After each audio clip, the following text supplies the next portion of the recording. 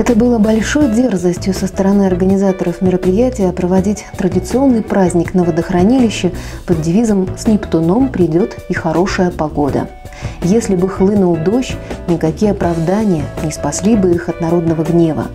Еще свежи воспоминания от одного из предыдущих дней Нептуна, когда о купании и речи не шло, а некоторые устроители праздника даже ходили по пляжу в пуховиках. Но нынче все обернулось иначе. Тучи обходили пляж стороной, а солнце удивляло недюжинной активностью. При таких-то факторах можно было даже не планировать никакой развлекательной программы. Солнце, воздух и вода сделали бы свое дело. Однако администрация поселка Серебряный Бор и коллектив Нерюнгринской ГРЭС постарались на славу. Для спортсменов были организованы соревнования по волейболу, перетягиванию каната. Для детей веселые эстафеты с призами и подарками. Для всех остальных просто зрителей – концерт, ключевым моментом в котором стало, разумеется, появление морского царя на катере в окружении русалок, лягушек и чертей.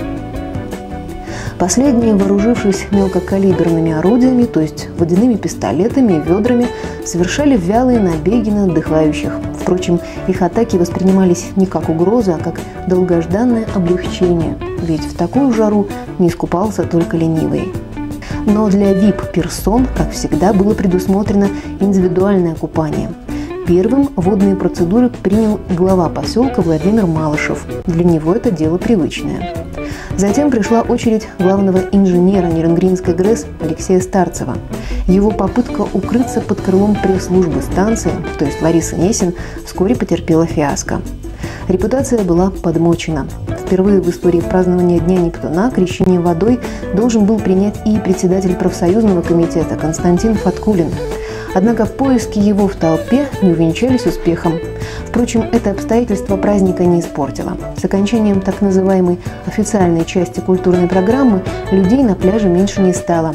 Напротив, машины подъезжали на водохранилище вплоть до самого вечера, так что ставить их было уже некуда.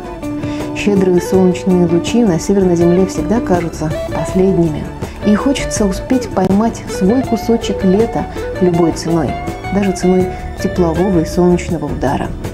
Потому что может случиться так, что завтра лета уже не будет. И это частенько оказывается правдой.